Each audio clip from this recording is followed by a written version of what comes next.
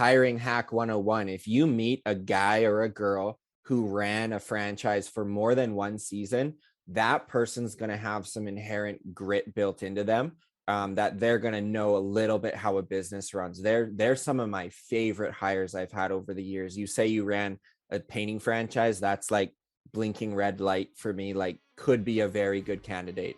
Welcome to the Small Business Safari, where I help guide you to avoid those traps, pitfalls, and dangers that lurk when navigating the wild world of small business ownership. I'll share those gold nuggets of information and invite guests to help accelerate your ascent up that mountaintop of success. It's a jungle out there, and I want to help you traverse to the levels of owning your own business that can get you bogged down and distract you from achieving your own personal and professional goals. So strap in, adventure team, and let's take a ride through the safari and get you to the mountaintop.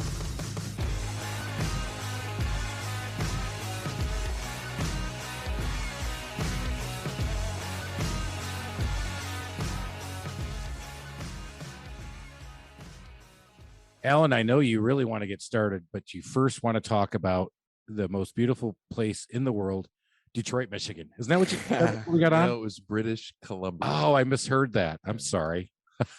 Close enough. Why people hate Americans that are from Canada. Atta boy. Yeah. So to my friends who are listening to Detroit, because I made them all download my it's coming podcast. a long way. Detroit's really coming back. You know, they can't see sarcasm on the podcast, Alan. I know you're lying. He gave me that side eye, everybody, and he doesn't know. Detroit is coming back, baby. I bet you I was Shinola. in Michigan more recently than you. Well, I'm going back next weekend. See, I went. Yeah, you got me. Yeah. 1 point for Alan. That's right. Look at that. So he's been to hell and back. Dave, you're my Right.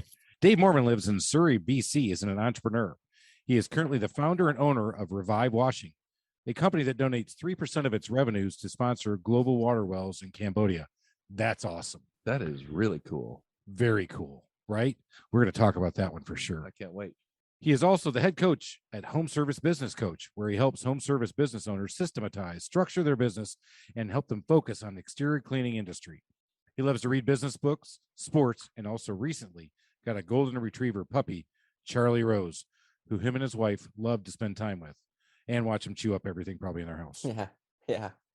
Before we get started, the one thing he did not put in his bio that we got to find out a little bit more about was the fact that he played a very high level of soccer at one point. And I think that probably bleeds into what makes him such a great entrepreneur. But without further ado, let's start talking to Dave Moerman and find out a little bit more about what's going on. What's up, you beauties? Cheers to you. Thanks for having me on. Yeah. Appreciate it. So as Alan likes to point out, we're international again. Yep. Somebody from Canada. International and explicit, thanks to you. We are. I'll help you with the explicit. I don't even know where to start. I think I got to start with the fact I want to hear more about the soccer stuff. Sure. Yeah. Yeah, man, let's dive into it. So essentially, I agree with you 100%, man. I feel like there's a huge crossover from business into playing competitive sports. So pretty much from a young age, I was 6 years old, started kicking a soccer ball around, and kind of transitioned through high school. I played in quite a high level of soccer. I'm a tall Dutch guy, right? I'm 6'3", so I was kind of hired to or on the team to really head the ball, and I really liked I could kick really far for some reason. So I had this one goal through high school to get a soccer scholarship, and that was really all I focused on. I'm a bit of an interesting breed where when I get my kind of sights on something, I just go all in. And so it was get to university on a soccer scholarship. And I did that. And I was 1 year in, and I got 2 concussions, bam, within 4 weeks of each other, and actually saw concussion specialist doctors that said, hate to break it to you, but you got to lay on your bed for 4 weeks, lights off, no laptop, no cell phone. And that was the end of my playing days of soccer. So I was 19 years old. I was really down at the time, and I had to almost reinvent myself, where soccer is not going to be part of the cards anymore as far as playing. And that's really what pushed me into this, as you call it, safari of business. So that's kind of how soccer fit into my upbringing. How about that? I think that's so cool. It sucks getting concussed. They didn't realize I was concussed, I think, when I played football because number one, they couldn't figure out if I was any smarter or dumber after that. But I just never so They didn't have the after that Wonderlic test when you were playing, did they? they didn't have it. No. Yeah. And I would not have passed that one either. Yeah. So when you did that, did you go back to school or what did you do? When did the entrepreneurial journey start after that? Yeah, so I played my first year through business school, and then concussion happened right before my second year. I think you guys call it a sophomore, I want to say. So Right. second year of college. So I had to trade in my soccer boots. I was studying business at the time. It's kind of a weird story too. I was ranting to a friend one day that we're taking all these business classes, but like our professors haven't even had a business themselves. No one in here actually knows how to run a business.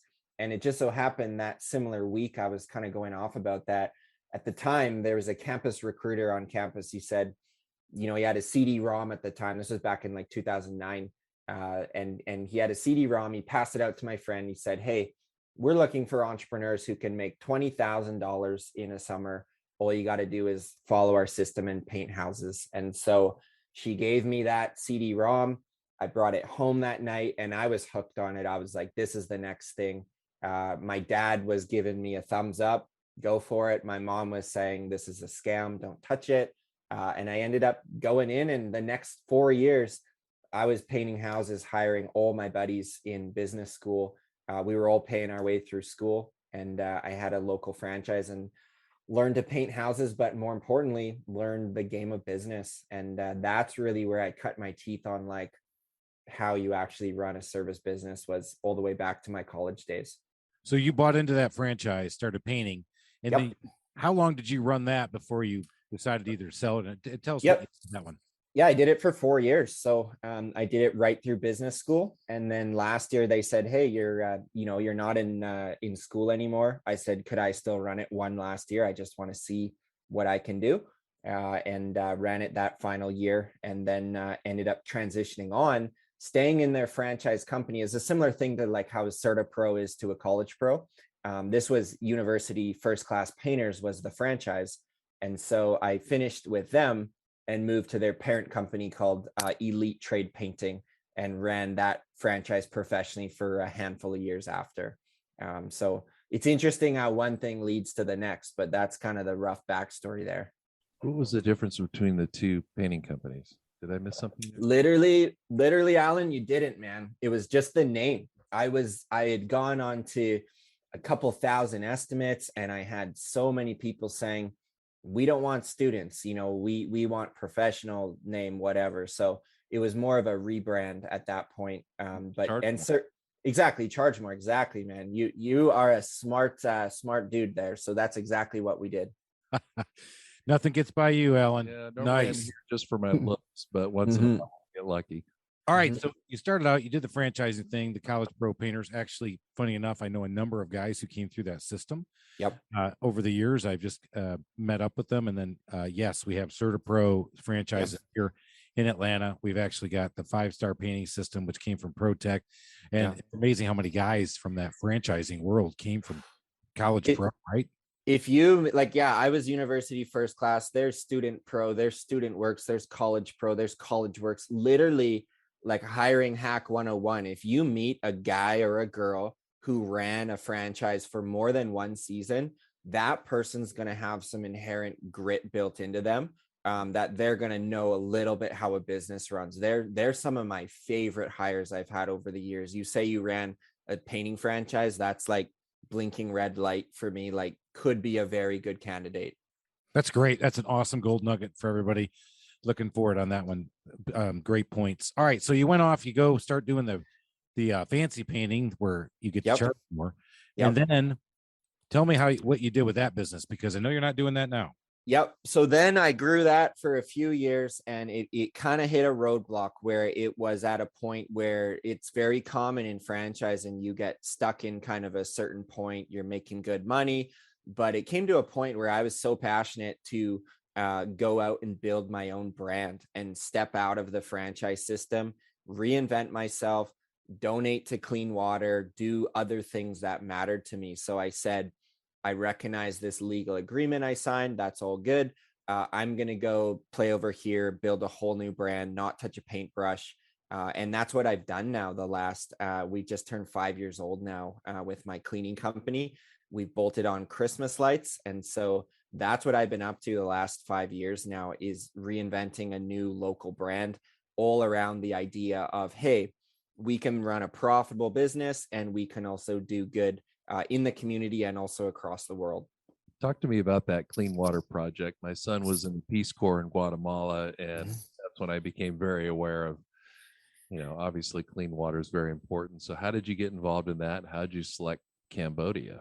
Yeah, 100%. So when I segued out of painting, I actually went away to backpack through Southeast Asia for a number of months just by myself. And it was through that experience I learned about something called the water crisis. I went on motorbike tours through villages, seeing people that don't have clean drinking water. And so I came back, and it actually started as a model where me and my buddy, we were going to host parties and charge people at the door and put money into fundraising. And so we did that a number of years. And I thought, you know what, we need something more sustainable that actually uses my business brain with a give back model. So I built Revive from the first day, said, hey, we're going to choose 3%. How I got 3%, it's my favorite number, is my soccer jersey number. I said, you know what, let's just do 3%, keep it easy. And since then, we've partnered with a charity here in Canada called Hope International. We write them a check at the end of every year. They go out and work with local partners through Cambodia to do water projects. So we've now done 27 hand dug water wells, each one bringing water to about 40 to 50 people. And this last year, we actually co-sponsored a high school that's going to put 200 kids through high school in Cambodia. So it's an amazing story that's not just, makes me well up with pride. It's one that's now my team's running the business, and we recruit people by the fact of saying, join a business that's actually doing some good in the world. And it brings some pretty awesome rock stars to join our team, what we're doing here. That's super cool. Have you had a chance to go over and see the fruit of your labor? I have. Yeah, I've been twice now. I went solo and I brought my wife there a couple of years ago. And we're actually planning to bring the team there too at some point, likely next year or the following year, to go for a week tour. That's really when it's like, it's all good running a profitable business, but when you can do things abroad, it's really like, that's really entrenched to why we're doing what we're doing here. That's fantastic. I could talk about this the whole day. I mean, it's so cool. And we do a little bit of giving back, but we don't give back like that. I mean, we just got done doing a lot of children's healthcare work. Yeah. And then we sponsored a charity golf event, and we also did a bowling event, which is pretty cool, but nothing like that. It's cool to be able to tag that, because you just hit on that too. People, especially in our home services world, are kind of those lone wolves who want to figure out if they want to come into your wolf pack, right? And when you start telling them what you can do, it's like, all right, take care of me first, right? But what else are we doing? I want to be part of something bigger. So this morning we just had our team training that we do bi-monthly, and we talked about giving back to the children's healthcare. And we ended up raising for that event that we sponsored. It ended up being like 40 grand. Now we didn't do all 40, but those guys, you can tell them, they're like, that's pretty cool. Because one of the guys came up and said, my daughter had to spend 6 months at children's healthcare, so I'm glad that we're giving money there. I think consumers are changing a little bit too. I mean, I bet you they're responding to that positive. Every week, guys, we'll get an email or a call or a screenshot of our website. It's like, that's why I'm going with you. And talk about taking price off the table of like, you guys are 10% more. Well, do you want to join in something and do some good in the world?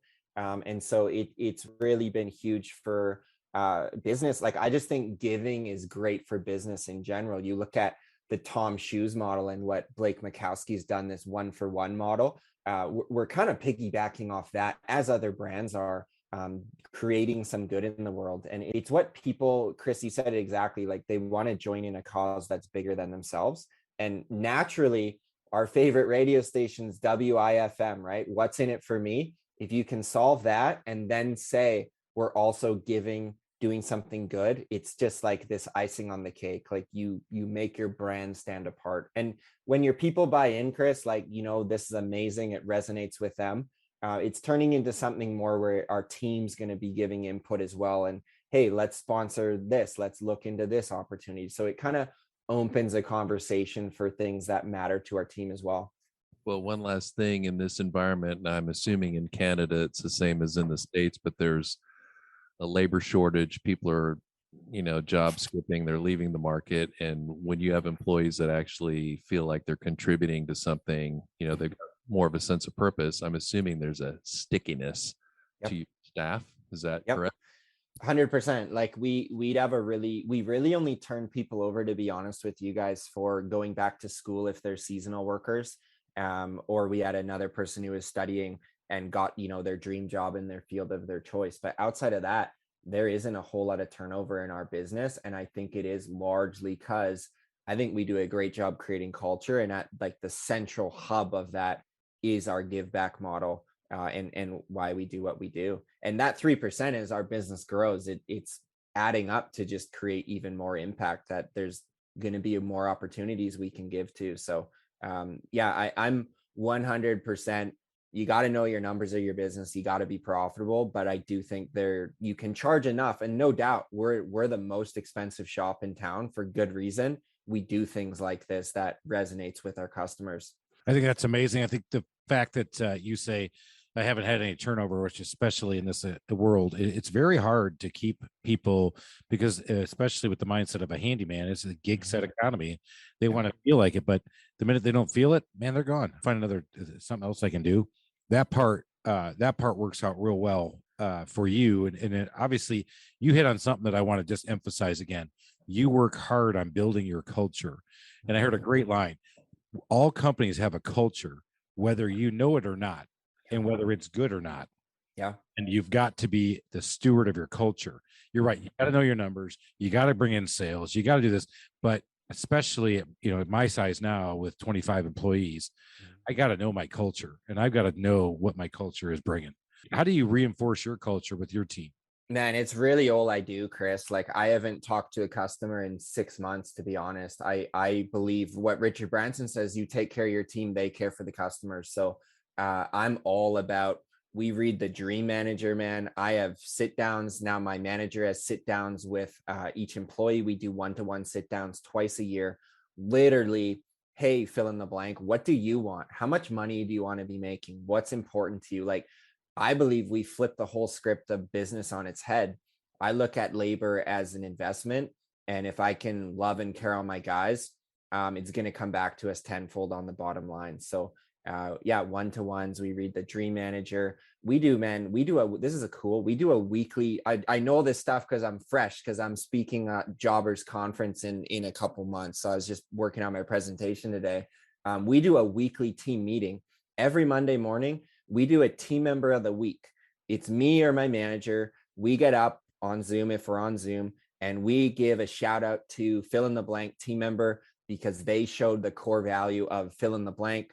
Tell a quick story, come by the office, we got a gift card for you right here. Little things like that. You might think, what's a little gift card? When you get a tire pump in front of your whole team, that employee is pretty fired up, ready to go. We pay for reviews, we pay production bonus. Like, we literally, there's probably 18 different things we do that make culture, because I'm very realistic that the home service business that wins in the year 2032 will literally be the ownership group that has figured out how to recruit and retain staff and make it a kick-ass place to work. Yeah. The issue is not going to be, we need more clients, blah, blah, blah. Not at all. You got to charge premium, and you got to build a kick-ass team. If you can do that, I think sky's the limit, in my opinion. And I don't think there's enough service business owners talking about this. And I get very passionate about it, because I do think it is the 80-20. 80, literally, Chris and Alan, my first thought every day I get out of bed every morning: how are we going to get more great people on our team? It's not, I don't care more jobs. I know we'll attract more jobs. It's just,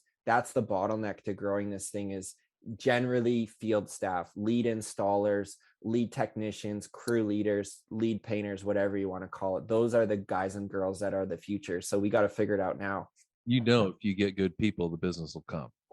And so many people get it wrong. They get it the other way around. They think, okay, if I get good business, then I can maybe go out and get some. I think your first 3 years in business, you're a bit more scarce. You're like, no one knows me. We got to go, go market hard. And I get that. But we're over 5,000 customers now in our database. We can call, email them, postcard them up. We can get the work, no problem. We have other businesses for sale locally we could look at absorbing. That's not the issue. The issue is all the lead installers. So I think as an owner, a general manager, whatever your title is, that's where your attention needs to be. Before we get into robots in 2050 or whatever the year is, we got to figure this out now. I've said that often and often, more and more, right? In home services, if I could get a robot to go put a door in, I would. Yeah, but guess yeah. what? I can't. And I got to have guys doing it. We just did. I love that you brought that up. And there you go, Ed. That's number 23 for this episode of How I Love It. My sound engineer has told me that He's getting in trouble. You say awesome too much. I say awesome, amazing, and I love it. And all that happened this morning. We actually did our end of year contest, which turned into a Christmas giveaway for tools. But the highest point getter of the contest gets to go first in the tools. So the guy won this year. He unseated our longtime champion. And you should have seen him. I mean, he came up to the front like he was Rocky Balboa, and he stopped. He takes a picture of the big screen that says he's number one. Yeah. A picture with me. And then he says, no, you have to take one for my wife too. Yeah. Picture with me and his wife. That dude is beaming. And I told those guys this morning too, this is my favorite meeting of the entire year. Yeah. You go through all the training and you guys get to hear about how you can get set up for success and what you get. So they got all kinds of great tools today and it was really cool. But I felt like that's the kind of culture that breeds people who say, you know what, I'm going to stay with this wolf pack. You got to call it a tire pump now. That's what tire pump. That's what we do in Canada. It's a tire pump, whatever you want. I've been getting, Dave, I swear, I love Canadians and we're getting the greatest sayings from Canadians. So the tire pump is going to be part of our deal. Yep. And then burn the ships. We got burn the ships from Juice. Yeah. But here's been my parlor trick since we interviewed Craig, by the way. What is South African beef jerky? Nobody knows it. You're the only one to do it. I know. It's biltong. I actually know. I know that as well because my sister married a South African dude years ago, and my mom will actually drive across town when they live in Calgary. When they come to town, my mom will drive 45 minutes across town to go get this guy his biltong. I smell it. It smells pretty shitty, but he loves it. So I know exactly what. I don't get the loyal following for biltong, but Craig will probably kill me for it. But I know what you're talking about. He lit up. South Africans are, as far as I know, they have two food groups, and it's biltong and booze. Yeah, I think. Well, when we talked to him, it definitely was meat and booze, which is definitely near and dear to both of our hearts. But a vegetable is never seen. No, South Africa. No. I gotta get to South Africa. Yeah. So, all right, but back to Dave. Let's talk about. So, Dave, one of the things I missed. Now, do you still have the painting company, or did you sell it? I don't. I actually didn't even end up selling it, man. I just put it on the shelf, and one of my guys actually ended up starting his own painting business, and so he ended up just running on his own and kind of did a bit of a handoff. So we're still in the non-compete waiting period for now. Will we add it in? Remains to be seen. For now, we have our hands busy with cleaning, and cleaning's very recurring too, which is nice, which you don't get with painting. And our Christmas light season has just exploded through this pandemic the last couple seasons. So right now we virtually have a year-round business model. I'm not sure we need other services yet at this point. We're still growing, so we'll kind of see where it goes. That's nice. So you do pressure washing only, right? Tell us a little bit more about what Revive does. Yeah. So we actually, for sure, we actually have 6 services. So we do house washing. It's called soft washing. So instead of pressure washing a house, we actually have a pump that washes a house very gently. We do window cleaning. We do gutter cleaning. We'll do roof moss removal. We get so much rain here. We can take the moss off the same roof every year, every second year. That's how much of this green carpet moss we get. Come on. All right. Pause for a minute. Yep. Alan said it's the most beautiful place in the world. And now I'm hearing moss grows on my roof every year. Yep. That's gross. It does rain a little bit up there. Oh, I'm telling you, man, I would come up here from June until October 1st, and then I would leave it. That's like your sweet spot for visiting. We get a huge influx of tourists, and then they leave when it's raining. We get a lot of snowbirds too. We'll go to Mexico or Florida.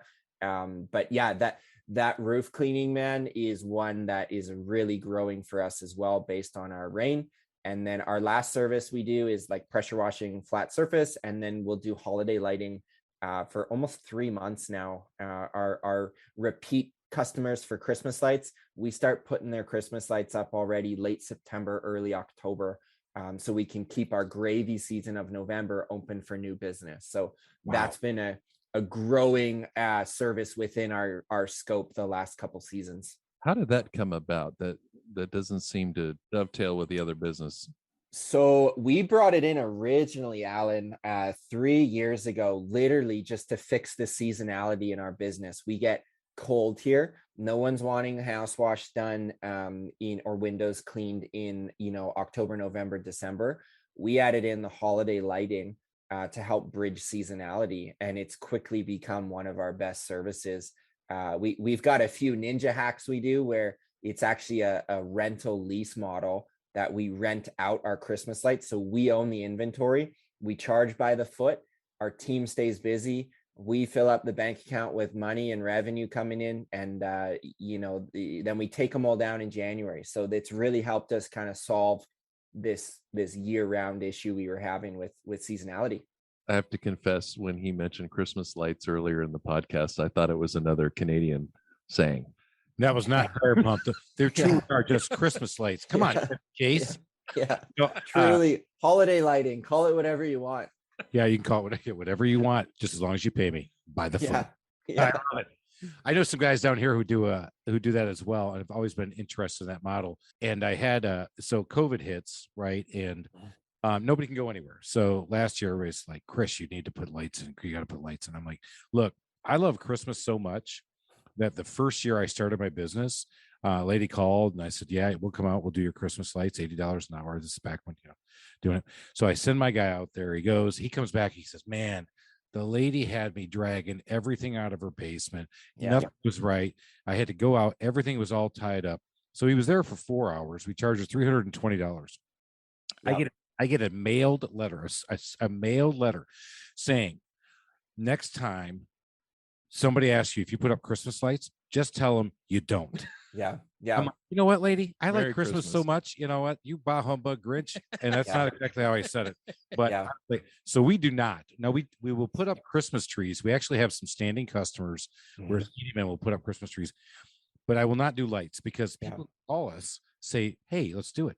But what's your average ticket on a light setup? Yeah, I'd love to show you the nuts and bolts, man. So where we are, it's a fairly affluent area, right? Our minimum for a house would be probably $600, and that can go up to $1,500. And so here's the kicker, man. We hung about 10,000 linear feet of lights this year. Not 1 foot, not one bulb came out of Granny's basement, right? If you're saying, do you hang our lights? No, we're not the outfit. We supply the lights. We cut them to fit the peaks perfectly. We use the proper clips. Like, I should send you some pictures of I drive around at night and show my wife, she's probably sick of it, seeing all the jobs we've done. They're so straight and they look awesome, and we charge for it. And so if you're going to do it, you got to do it the right way. And there's a few cardinal sins, and that one is, hanging customer lights. And you always learn the hard way, man. We did, I think, 2 last year, and this year my ops manager was like, Dave, we are not touching customer lights with a 10,000 foot pole. So yeah, that's learning on our end. That's awesome. That's hilarious. I love that you got into all of those too. So you have weekly meetings, you do the Zoom call shout outs, builds the culture that way. So we're coming to, that time where I wanted to talk a little bit about, what do you do for strategic planning? Do you do a 1 year? Do you use EOS or traction? Tell us how you do that a little bit. Yeah. So at Revive, I've read all these books, right, and everything. So we try to keep things pretty simple. So what we do, we're doing a 2-day strategic planning, myself, my operations manager, and my office manager. And we're going to be doing that early in January. So I'm coming into that with a proposed first cut on our budget. We're going to be going through it together, line by line, seeing how we're shaping up for the next year. We are also going through my office manager's running. She's going to be running like a customer service boot camp this next year. So we're going to be rolling that into what we're doing as well. But we're going to go, man, month by month for the year, plan out what we're doing, revenue, jobs, leads, how many guys, what's our big initiatives. And so we figure we can get that done in about 2 days. There'll probably be 2 6-hour days, I think, while our brain is fresh. And I think in future years, we're going to look at actually doing it off site. But for now, it's set for early January, just in our boardroom. Yeah, I think that's solid work. I love the fact that you did it. And I knew you had, because I'm doing the same thing. One of the things I do is I bring in actually my bigger team after I get the smaller team to kind of buy into it. But we do 6 hours on a Saturday, and I'll break up and do some little things, little that are big, talking about the initiatives. But I want to get them all bought into that 1-year goal. And the other thing I really work on, I would say I self-implemented EOS, but Gino Wickman would probably say, no, you didn't. You did your own thing, didn't you? Because you're an entrepreneur and you had to do your own thing. And yes, I did.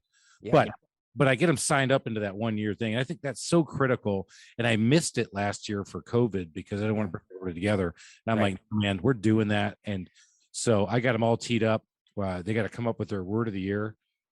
That's their homework assignment in December. And then we're going to go into it. We're going to go do our meeting and then go bowling after.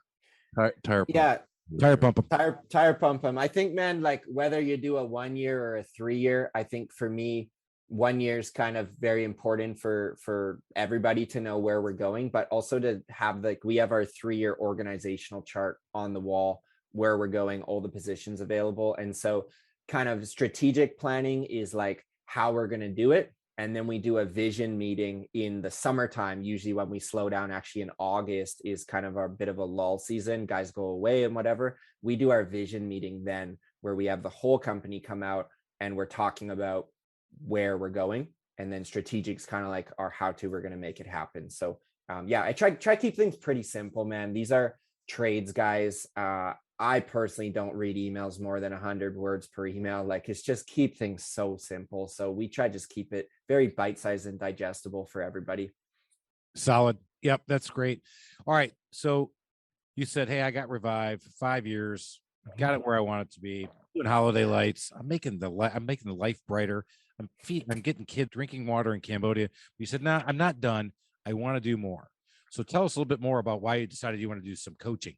Yeah, man, it's been a lot on my plate. And so essentially what happened was about a year-ish ago, I put 2 managers into Revive and grew them. And the thing was largely running without me. I'm in the office on Mondays, but outside of that, I mean, I'm on our Slack support and I'm coaching my managers, but even that, it's not a full-time gig. So typical diseased entrepreneur mind, as we all are, I had to go start something else. And it came very organically in that while I was growing Revive, people were emailing me, Instagramming me, Dave, how much do you pay technicians? What do you do for this? What do you blah, blah, blah, questions all the time. And I love helping. And so it was just a light bulb that went off that I said, you know what, I'm going to try create a coaching business that helps guys who know how to pressure wash, know how to clean windows, know how to paint a house. And I'm going to teach them the business skills I've been honing the last 13 years. And if I can do that in a coaching program and help them, I'll be extremely happy. So what's grown now is we've got a community of entrepreneurs, largely in the exterior cleaning space, that I'm now coaching, teaching my methods of business, teaching them systems, all things that I've done at Revive. Because typically what will happen in this space, you'll have a hotshot entrepreneur grow a service business for 2 years, sell it, get a huge payout, and then they're a coach. I'm trying to prove that wrong and say, you know what, we're going to keep the service business going because it's systematized and profitable. And I'm going to teach while I continue to keep one foot in the industry. So I may burn myself out. Time will tell. But for now, Revive's running, 2 great managers, and I've got my time on the coaching as well. So I almost joke to people, I have 2 part-time jobs right now, both businesses. So that's what's going on. It's a different kind of marketing between the 2 businesses. How are you getting the word out on your coaching? So I have spent all of $2.50 on paid ads. I am not you're not going to meet someone more anti-paid ads than me. I am all about winning relationships one by one. I've used 3 things largely: running a podcast weekly, my Facebook page, along with a Facebook group, and then my Instagram. Those are really the ones that have helped push my coaching business into something. Not big LinkedIn, not big YouTube. Just keep things very simple. So I go about it just relationship at a time. I go find people's brands, get them chatting, help them a little bit. I'll get them on a coaching call and then tell them about my program if they want to hear it. So it's a very organic thing. I think when you're selling a high ticket coaching program, people could have a 12 or 18-month sales cycle where they first hear about you, forget about you, see you, get on a call and join the program. So I'm a very, very Canadian in my sales approach, right? It's not buy my stuff. I'm anti-paid ads because those search engines change every second day. I don't want to keep up with it or pay someone to keep up with it. What's not going to change is one-to-one relationship. So that's how I've chosen to build it, just a slow burn organically. Americans like one-on-one too. Yeah, that's funny. I'm very Canadian, which means I'm not pushy. Right. And I guess the I'm not antithesis. loud like you guys. What? We're not loud. Yeah. Alan, please, for the love of God, I'm not loud. But buy now. Buy now. Buy. Yeah, buy now. Either they buy or they die, right? I love it. That was too much, wasn't it? Yeah. So, Dave, one of the things I wanted to talk about, so in the social media, you say you pick and choose, but you decided to pick on 3 of them and dive into there and ask about them. Where have you found like the most engagement, or where have you learned the most as you've been out there? Facebook for me has been like, if I had to cut off all my limbs and go with one thing just to get coaching clients, I would be on Facebook. Personally, that's where my avatar lives, doing a couple $100,000 in washing, don't know much about business, never had a budget. That's where my guys are hanging out. I've got buddies who run very similar service that I have, but they're targeting a home remodeler, right? Who's doing 4.5 million and is stuck and can't grow. Their avatar is probably more on a LinkedIn. So it just depends where your ideal target audience is. But for me, it'd be on Facebook. So I'm just posting organically, sharing my story. I was stuck on the truck 5 years ago. I was trying to figure this stuff out. And I'll relate to them and offer a free coaching call. And then I run the podcast for free. So you get a lot of people who've listened to 40 of my episodes. They're well indoctrinated with my view towards debt and view towards a million other things in business. That sales call is not even a sales call. It's just chatting, getting you details. When do we get started? Oh, exactly. I'm sorry, that was the American way. Okay, so now, no, Canadian way. So, think about it, get back to me, know what you're thinking. Okay. Yeah. All right. What can I say to put you in a car today? So you use a CRM system I don't use, but you talk about it. I'm familiar with it because a number of contractors that refer business to us use Jobber. I happen to use Vonago, but similar. Talk about, did you use that right off the bat, or did you implement that after you got started? After, man, my joke in my life is 4th time's the charm, right? I married the 4th girlfriend I had, and I married the 4th CRM I ever tried. And I'm currently on my 4th business. So, but yeah, I sampled other ones. And so Jobber, again, a theme ringing through my life, I've been reflecting this past season, is just keeping things simple. And I tried, like I said, it was my 4th hack, and it was the most simple CRM. I joined them for 3 months. They ended up calling me and saying, we want you on the team as an ambassador. And now I refer them happily because we still use them in my service business. So no, we are probably 2 years in at that point before we made the switch to Jobber. Might even been 2.5 years, to be honest, because we haven't even been on there for 3 years. So something like that would be accurate. What was harder making the conversion over to Jobber? Was it the process and the changing, or was it just understanding the technology? I think it for me was getting the guys to buy in. I had a few staff at the time, and it was like, oh, here's another one of Dave's crazy ideas. So it was like probably getting them to buy in and be like, I'm serious this time. We're switching over to this. And now that I have a manager, he knows I come in Monday morning with 64 different ideas. He's just, okay. Like, let's just, so it's, you get that EOS visionary and integrator. So Steve's the integrator. He's really good with like, we know you got ideas, let's put them on the shelf and let's do one thing at a time. So, but yeah, I hope that answers the question. It was probably just getting the few employees we had at the time to buy in. Yeah, for me, it was really painful because I had to go off a client server system, go to a web-based system. And the technology guys were like, oh, no, it's just technology. I'm like, no. This whole, and because the same thing, they're all like, oh my God, what's he making us do now? Please don't make me do this. And the ladies in my office, when told what to do, are awesome at execution. When told to try to read my mind and go execute on that, they're horrible at it. So my next employee, back to the perfect avatar, is the one who could read my mind better. Yeah. But nobody wants to be in there. It is a challenge of a small business with a true visionary at the helm. Yeah. Because they're just going to come in with just 1,000 different ideas and speaking in half sentences, which is one of the reasons why I love you, Chris. I am a good half sentence. Yeah. I'm glad you brought that up. I have another great idea for another podcast. It's funny you guys say that, though, because I'm reading this book and I'd recommend it here for everyone. It's called Healing Career Wounds. It's all about recruiting. And so a theme I've made for my life in 2022 is getting around more great people on my teams and also in circles that I run in. But he was saying a very good thing in the book. He said there's builders in a small business and there's maintainers. And he said, when you're in startup mode, you only want builders on your team, people you can throw stuff in your lane and say, run with it. But I think when we make these big changes, the maintainers in our business who want the steady flow, steady Stu, steady Sally, when you say CRM changeover, it's like, man, change, I don't know, it's bad. So I think recognizing these decisions, who you're going to upset, and sometimes the builders are like, yeah, let's make change, let's do this. So I'm kind of learning more about my team too, which camp they're in. Are they a builder or more of a steady maintainer? Now, along those lines, do you do any profile assessments on them? Ellen and I are both big fans of the DISC profile. I use that in my company. Same. Yeah, we do DISC as well, largely with our managers right now, but it's something we want to look to getting everybody on. It's a fantastic tool.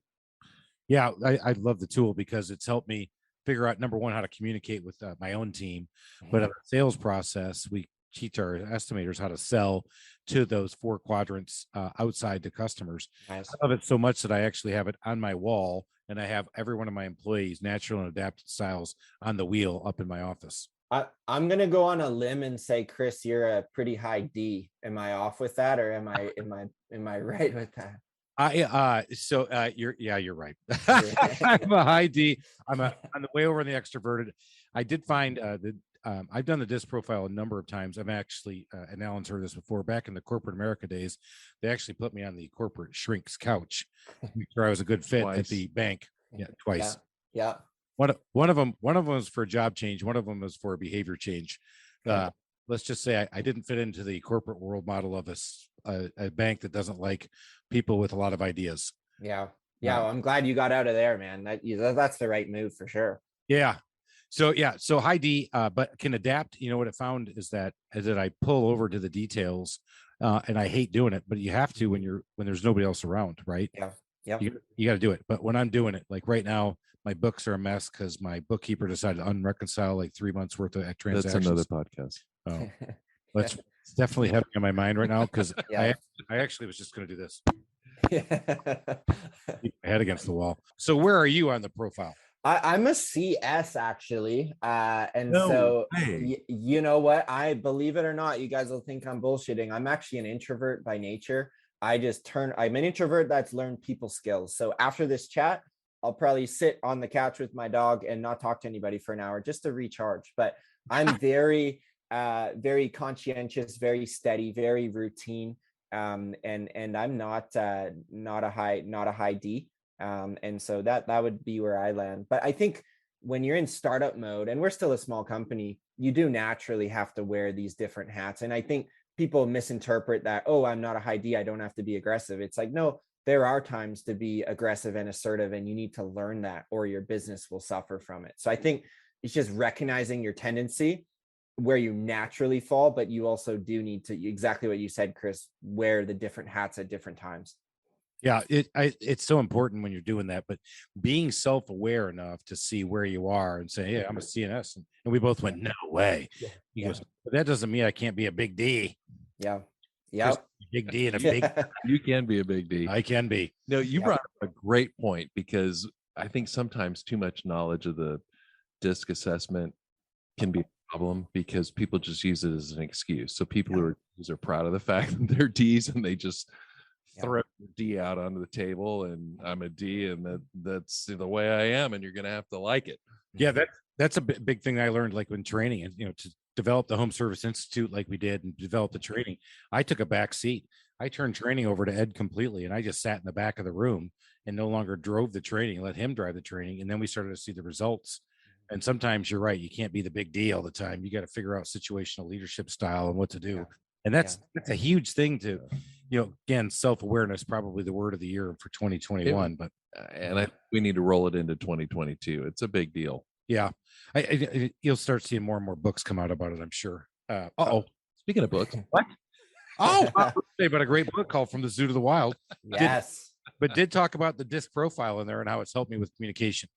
Yep. So love that. All right, Dave, we're coming up on the end of our time, so I've got to ask these 3 questions I ask everybody. Yep. So, what is the favorite feature of your home?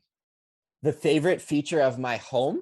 Moss covered roof. That's what I'm guessing. Man, I'm gonna go with I'm gonna throw in the hot tub, man.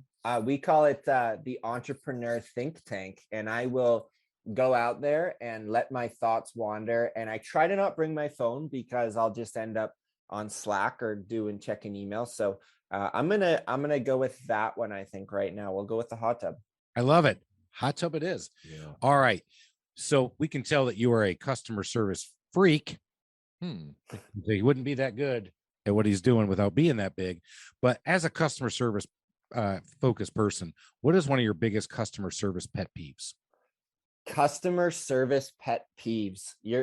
I'm glad I didn't read these over ahead of time. I got a good one. I would say when people inquire to us and say, it won't take that long, it's just a little job. I would say when we're getting that inquiry come in, and if you have a service business, you've all gotten those where they're almost talking down to our team of like, it's not going to take that long, hook it up. And it's just kind of annoying when we don't get viewed as like a real legitimate professional business. That is a bit of a pet peeve. I'm just kind of like, that kind of bugs me. And that segues into another one of like, just when people treat waitresses or waiters or our guys cleaning windows like, they're the low guys, blah blah blah. It's like, no, we try flip that. Those guys are like the freaking heroes in our company. So I think when people naturally talk down to service people, that's probably getting more at the root of like my real pet peeve.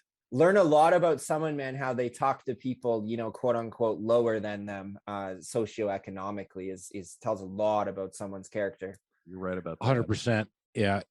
One of my favorite ones was about 10 years ago. One of the fan manufacturers came out with the 15-minute ceiling fan. And I was there doing work, or I was checking with one of my guys and I was helping him do something. And the lady came walking in and said, "Hey, I got this 15-minute fan." I'm like, okay. I said, that'll be $80. She goes, but it's a 15-minute fan. I said, no, it's not. I said, we're not going to put that fan up in your house in 15 minutes. But in her head, she, again, just thinks that, talking down to you, so not appreciating the service. It is such a kick in the balls sometimes, too. You're like, lady, this guy is over here putting a door in and has skills to do this. And yet you think that you're going to pay us for 15 minutes of work. Oh, by the way, the time doesn't start when he's actually on the lab. Yeah, the 15 man. I went to that marketing guy. I was like, I'm gonna kill that marketing guy. Yeah, 100%.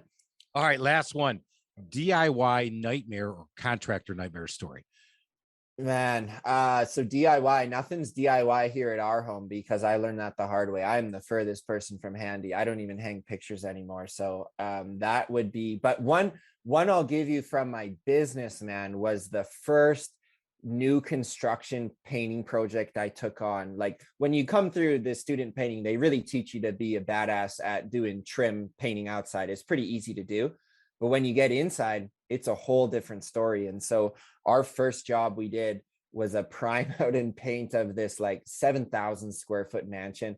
I think I bid the thing for like $8,000 and lost all kinds of money on it. I think our painting and primer cost alone was most of the contract price, let alone paying my crew. So you sure learn a lot when you get, when you screw yourself over with those bids. So it was a hard lesson in like, learn what contracts you take on. And I was probably a little too big for my britches at that point. So it was a good piece of humble pie to eat early on in my journey. Everybody's got one of those, don't they? Yeah. Well, I'm glad you asked, Alan. I do. But little jobs, little losses, big jobs, big losses. Yeah. And that's what I said when I grew to the point. The most money I've ever lost on a job was an $80,000 job. We had no business doing. My sales guy sold it. He said, I'll manage it. I said, all right. By the time all the receipts came, I'm like, oh, okay, well, we made 10 grand. I mean, hard cost, not even make. And he goes, oh, I missed 2 bills. Yeah. $84,000 later, I lost $4 grand on an $80,000 project. Wow. That's killer, right? I mean, just such a kick in the butt. It is. And I think it's a good lesson in quoting and job costing and learning what you sign up for. And I do think everyone needs to walk through that experience and learn it and feel it. And you get so gun shy from going to it again. So yeah, it's good learning. So have you ever, I've got a fourth question, Alan. I can't stand myself. Have you ever pressure washed the wrong house? We have washed the wrong house. I get this, man. This is talk about mistakes. We almost painted the wrong house too, right? We actually prepped, we taped off and started scraping someone's loose paint. And we were probably 4 hours into the project when we found out it wasn't, 8572, it was 8578. Sorry, guys, we got to move over one house. So I think we ended up touching it up and whatever, but could have been a lot worse. But we probably cleaned the wrong house. I don't want to say every season, but it's happened a number of times. If you get, Crescent versus Boulevard versus Place, Street, it happens. You do enough jobs, man.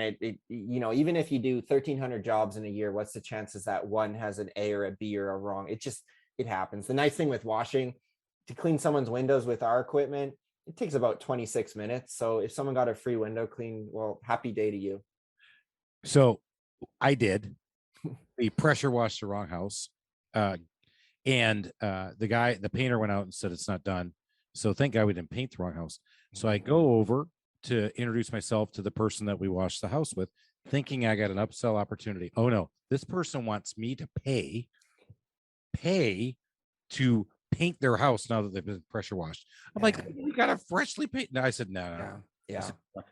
I said it didn't peel off any paint. It was a light pressure wash. It was no big deal. But she was pissed. I never did this, but when I was in franchising, it was in residential cleaning. We had a team go clean the wrong house. So they were actually inside the wrong house. The guy was naked in his bed when they walked into the room. He just assumed his wife had set it up. Complete disaster. Yeah. Oh my God, that's hilarious. That's a one of a kind right there, Alan. Yep. So be glad you're on the exterior. Dave, man. Yeah. I have enjoyed having you come on the podcast. You dropped some absolute gold nuggets. It's been good to get to know you over this year, and I'm glad that we got a chance to get you on here. How can everybody get a hold of you? Yeah, you can just reach out. I'm on Instagram at Home Service Business Coach. I'm on there 15 minutes every morning. So try to stay as decently active without getting distracted on there. So that's the best place to reach out. Awesome. Well, thanks, Dave. I appreciate it. And go get him Adventure Team. Take some of Dave's points. Reach out to him. Use that time because this guy definitely knows how to scale a business. Thanks, Dave. Appreciate you guys. See you later. Thank you for listening to this episode of the Small Business Safari. Don't forget to go out and rate, review, and follow me. And if you like this episode, go out and check out my other episodes or check out my Instagram, Facebook, or LinkedIn for other great content. And remember, your positive attitude will help you achieve your higher altitude in the wild world of small business ownership. Until next time, make it a great day, Adventure Team.